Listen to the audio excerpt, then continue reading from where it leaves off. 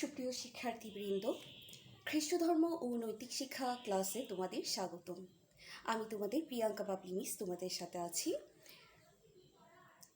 গত ক্লাসগুলোতে আমরা বেশ কয়েকটা ক্লাস ধরে চতুর্থ অধ্যায় পর্যন্ত পড়েছিলাম, অর্থাৎ পার্ট 1 এবং 2, এবং পরবর্তীতে আমরা পার্ট 3 ও 4 নিয়ে আলোচনা করেছিলাম।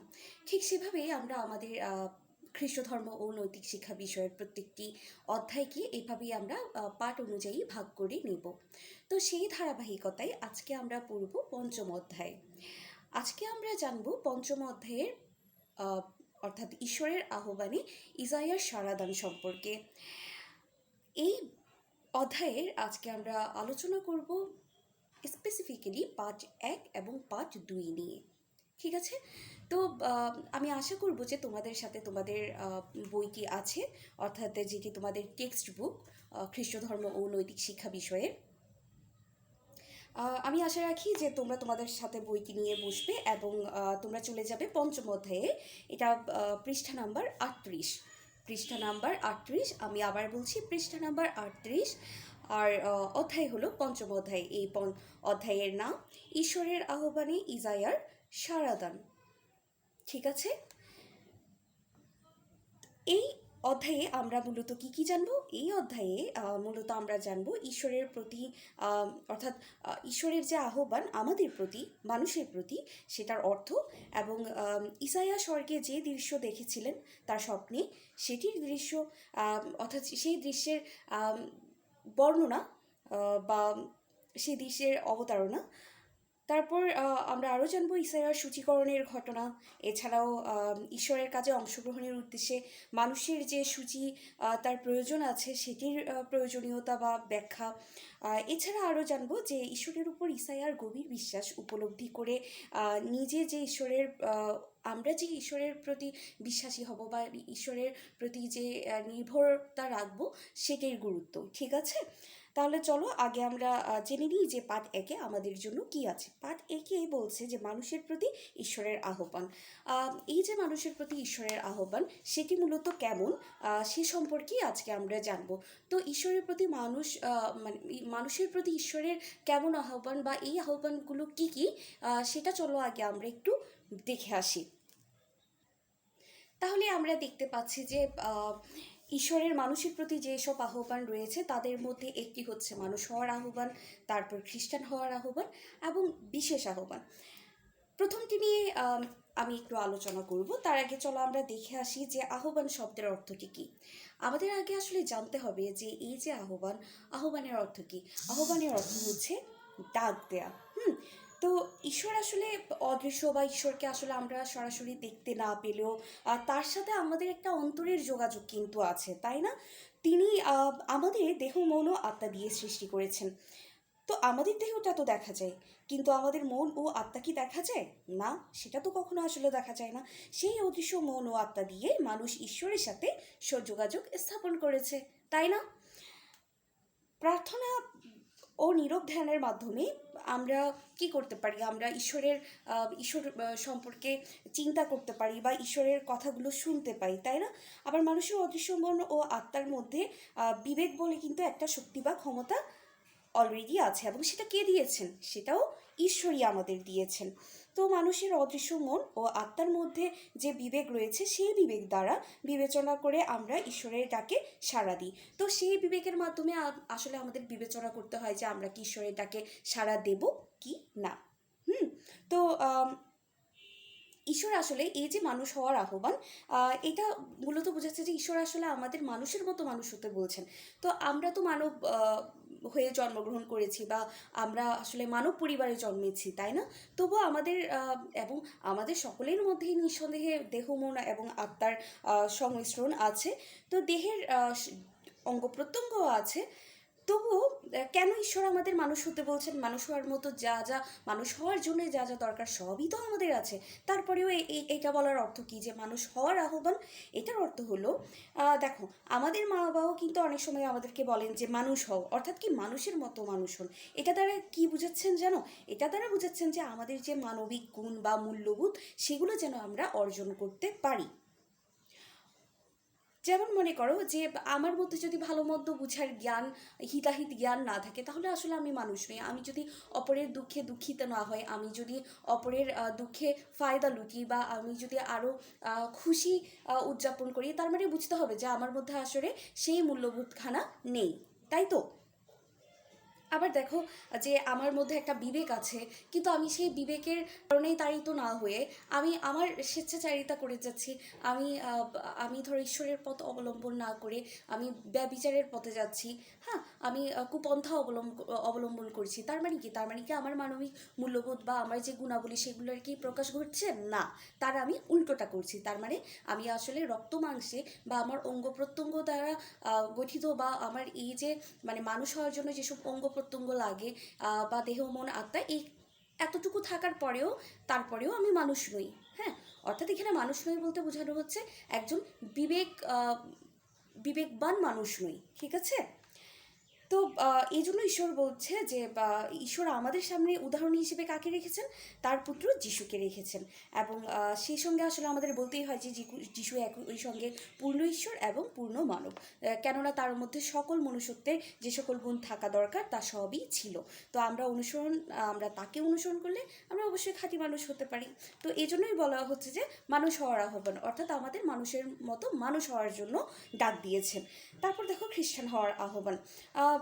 সবাই যে খ্রিস্টান পরিবারে জন্মগ্রহণ করলেই যে খ্রিস্টান হয়ে যাবে তা নয়। হ্যাঁ, তার তো খ্রিস্টীয় যে নিয়মানুবর্তিতা বা যেসব বা নিয়ম কানুন বা আচার আচরণ, সেগুলো তো পালন করতে হবে, তাই না? তাকে দীক্ষাস্বর্ণ সহ অন্যান্য সাক্রামেন্টগুলোকে গ্রহণ করতে হবে। এবং তাকে অবশ্যই খ্রিস্টান হওয়ার জন্য খাঁটি মনুষ্যত্ব অর্জন করতে হবে। কারণ খাঁটি মনুষ্যত্বের গুণগুলো যদি সে অর্জন করতে না পারে বা আত্ম করতে না পারে, তাহলে আসলে আমরা তাকে খাঁটি খ্রিস্টানও বলতে পারি না। তো এই জন্য বলছি যে খ্রিস্টকে অনুসরণ করার মাধ্যমে খ্রিস্ট ধর্মীরা খাঁটি খ্রিস্টান হতে পারবে। হ্যাঁ, তারপরে হচ্ছে বিশেষ আহ্বান। তো বিশেষ আহ্বানটা কি? যারা খাঁটি মানুষ ও খাঁটি খ্রিস্টান হতে পারে, তাদের মধ্যে থেকে ঈশ্বর আবার কাউকে না কাউকে কি করে? বিশেষ আহ্বান দিয়ে থাকে। হ্যাঁ, কেউ কেউ ঈশ্বরের ডাকে সাড়া দিয়ে আবার যাজক হয়ে যান, পালক, ব্রাদার, সিস্টার, খাঁটি খ্রিস্ট হওয়ার জন্য বিশেষ ব্রত গ্রহণ করেন। তো তাদেরকে কেন ঈশ্বর বাছাই করে নেন বা চুজ করে নেন? কারণ তারা যাতে এই ধর্মকে বা তার বাণী অর্থাৎ ঈশ্বরের বাণী যাতে প্রচার করতে পারেন। হ্যাঁ, তো যেমন ধরো আমাদের সামনে এরকম অনেকে মানে বেশ কিছু উদাহরণ আছে যারা আসলে খ্রিস্ট ধর্মের মানে উজ্জ্বল নক্ষত্র, বা খ্রিস্ট ধর্ম বললেই যাদের নাম আমাদের সবার মাথায় আসবে, সেরকম কয়েকটি নাম। যেমন ধরো যাদেরকে ঈশ্বর নিজে খুদ খুঁজে নিয়েছিলেন, যারা ঈশ্বরের ডাকে সাড়া দিয়েছিলেন, তারা হলেন যেমন আব্রাহাম, মসি। আমরা পড়েছি একদম প্রথম দিকের অধ্যায়ে আব্রাহাম, মসির কথা। তারপর দানিয়েল, রুথ, এস্থের, দেবেরো। তারপর আরও আছেন যেমন মারিয়া, পিতর মানে যাকে আমরা পিটার বলি, তো পল। তো এইভাবে আরও অনেকেই আছেন যারা ঈশ্বরের এই বিশেষ আহ্বান পেয়েছেন এবং তারা এই বিশেষ আহ্বানেও সাড়া দিয়েছিলেন। তাহলে এই বিশেষ আহ্বানগুলোর ব্যাপারে তো আমাদের কিছু এক জিনিস মনে রাখা দরকার, তাই না? এগুলো হচ্ছে কি? এগুলো এই বিষয়গুলো হচ্ছে, প্রথমত বিশেষ আহ্বান কিন্তু সবার কাছ থেকে আসবে না, সেগুলো আসে ঈশ্বরের দ্বারা, তাই না? ঈশ্বরের কাছ থেকে, এটা অবশ্যই গৌরবজনক। দ্বিতীয় হচ্ছে, এটার উদ্দেশ্য হচ্ছে ঈশ্বরই আহ্বান করেন এবং তিনি এই কাজ দিয়ে আহত ব্যক্তিকে পাঠান। আহত ব্যক্তিদের মনে রাখতে হবে যে ঈশ্বর তাদের ডেকেছেন ঈশ্বরের ও মানুষের সেবা করার জন্য এবং সেবা পাওয়ার জন্য। যারা বিশেষ আহ্বান পায় তারা আসলে অনেক বাধার সম্মুখীন হয়, অনেক সমালোচনা, অপবাদ তাদেরকে সহ্য করতে হয়। তাদেরকে অনেক ত্যাগ স্বীকারও করতে হয়। কখনো কখনো শারীরিক নির্যাতন এবং মানসিক নির্যাতনের মধ্যে দিয়েও যেতে হয়। আবার দেখো, ঈশ্বর যাকে ডাকেন এবং বিশেষ কার্যের জন্য পাঠান, তাকে ওই কাজটি করার জন্য প্রয়োজনীয় গুণও কিন্তু দিয়ে থাকেন। এমন নয় যে যাকে তাকে আসলে তিনি নির্বাচন করে আমাদের কাছে পাঠিয়ে দেন। হ্যাঁ, কাউকে তার নিজের ব্যবহারের জন্য কিন্তু দেন না। যে যে গুণ পেয়েছে তা দিয়ে সে মণ্ডলী, সমাজ ও দেশের জন্য কাজ করবে, এটাই ঈশ্বর চান। তো বিশেষ আহ্বানে আসলে যেসব ব্যক্তিদের পাঠানো হয় বা যাদের পাঠানো হয়, তারা খাঁটি মানুষ এবং তারা অবশ্যই খাঁটি খ্রিস্টান, নচেত তাদের আসলে ঈশ্বর নির্বাচন করতেন না। এরপর ঈশ্বর যদি চান তবে তিনি তার বিশেষ কাজের জন্য আমাদের বিশেষ আহ্বানও করতে পারেন। এটা এমন নয় যে শুধু তাদেরই করেছেন আর কখনো কি ওকে করবেন না, তাই না? তো প্রার্থনা, ধ্যান, বিভিন্ন ঘটনা, ঈশ্বরের বাণী ও বিভিন্ন আধ্যাত্মিক বই পড়া, বিভিন্ন আদর্শ ব্যক্তিদের জীবন ও পরামর্শ আমাদের এই বিষয়ে সহায়তা করতে পারে। তো এই ছিল আমাদের পার্ট 1। পার্ট 1-এ আমরা জানলাম মানুষ হওয়ার আহ্বান, খ্রিস্টান হওয়ার আহ্বান এবং বিশেষ আহ্বানগুলোর ক্ষেত্রে কি কি আমাদের মনে রাখা উচিত। এখন চলো আমরা চলে যাই পার্ট 2-এ।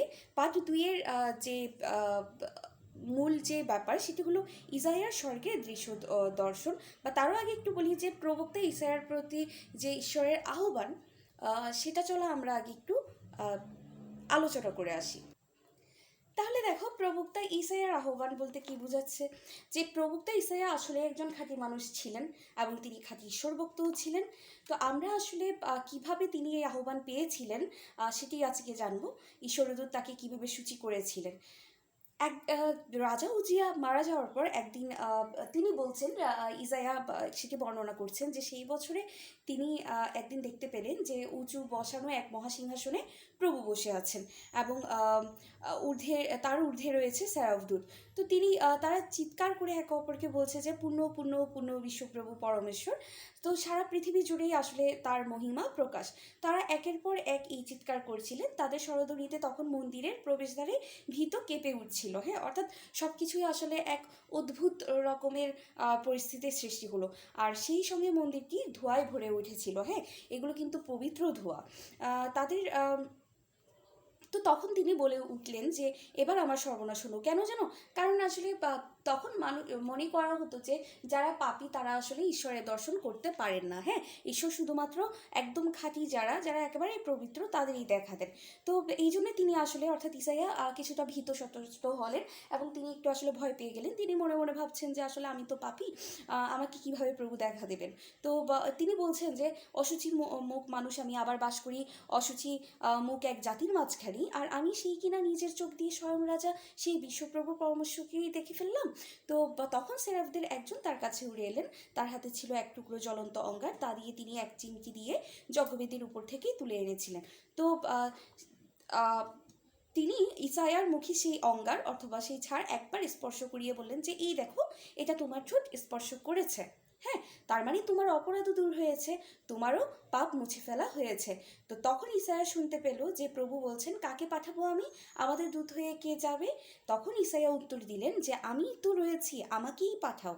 তো এইভাবেই আসলে আমরা দেখতে পাই যে ইসাইয়ার স্বর্গের সেই দৃশ্য, সেই মনোরম দৃশ্য দর্শন।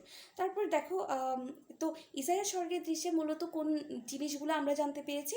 স্বর্গের সিংহাসনের ঈশ্বর উপবিষ্ট আছেন এবং ঈশ্বরের গৌরবগান করছেন সেরাফদূতগণ। তারা ধূপারতি দিয়ে ঈশ্বরের প্রশংসা করছিলেন এবং তাদের প্রশংসায় মন্দিরের প্রবেশদ্বার কেঁপে উঠছিল। তো এটা দেখে আসলে ইসাইয়া কেমন প্রতিক্রিয়া দিয়েছিলেন? কারণ তিনি তো ভাবতেন যে তিনি খুবই পাপী, তো তার পক্ষে তো আসলে ঈশ্বরকে দেখা সম্ভব নয়। কীভাবে তিনি এখন দেখে ফেললেন? তাই তিনি কিছুটা ভীত হয়ে গেলেন। তারপর ওনাকে আবার সূচি করলেন কে?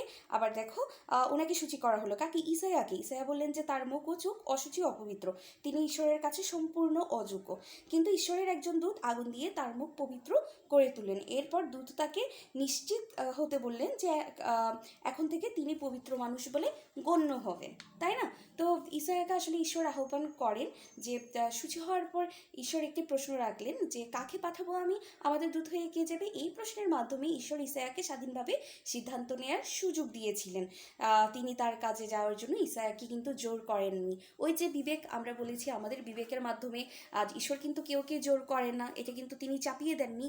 তিনি আমাদের বিবেকবান সত্তা করে পাঠিয়েছেন যাতে আমরা সেই বিবেকের তাড়নায় বা সেই বিবেকের তাগিদে আমরা সঠিক সিদ্ধান্তটি নিতে পারি। তারপর দেখো ইসাইয়ার উত্তর কি ছিল? ইসাইয়া বলেছেন যে সেই উত্তরে আমি তো রয়েছি, আমাকেই পাঠাও। তো এভাবেই ইসাইয়া প্রবক্তা হওয়ার জন্য ঈশ্বরের কাছ থেকে আহ্বান পেলেন এবং তিনি স্বাধীনভাবে ঈশ্বরের আহ্বানে সাড়াও দিয়েছিলেন। তো ইসাইয়ার এই যে সূচিকরণ বা নিজের পবিত্র হওয়া, এটা কি তার নিজের জন্য না, এটা তিনি অন্যের জন্য করেছেন। হ্যাঁ, তিনি যেন ঈশ্বরের কাজ করতে পারেন, সেজন্য ঈশ্বর তাকে পবিত্রতার এই সুন্দর গুণটি দিয়েছিলেন। তো তোমাদের জন্য যে কাজ সেটি হলো, তোমরা পাঠ 1 এবং 2 পড়ে এখানে 41 নাম্বার পৃষ্ঠায় যে কাজ 1 ও 2 এক দেয়া আছে সেটি তোমরা লিখবে। অর্থাৎ ঈশ্বর তোমাকে কোনো বিশেষ কাজের জন্য আহ্বান করেছেন কিনা সে বিষয়ে তোমার অনুভূতি সম্পর্কে লিখে পাঠাবে। হ্যাঁ, তো আজকে এই ছিল এই পর্যন্ত। আমাদের আগামী ক্লাসে দেখা হবে, পার্ট 3 ও পার্ট 4 আলোচনা করব। তো ততক্ষণ পর্যন্ত ভালো থেকো, সুস্থ থেকো।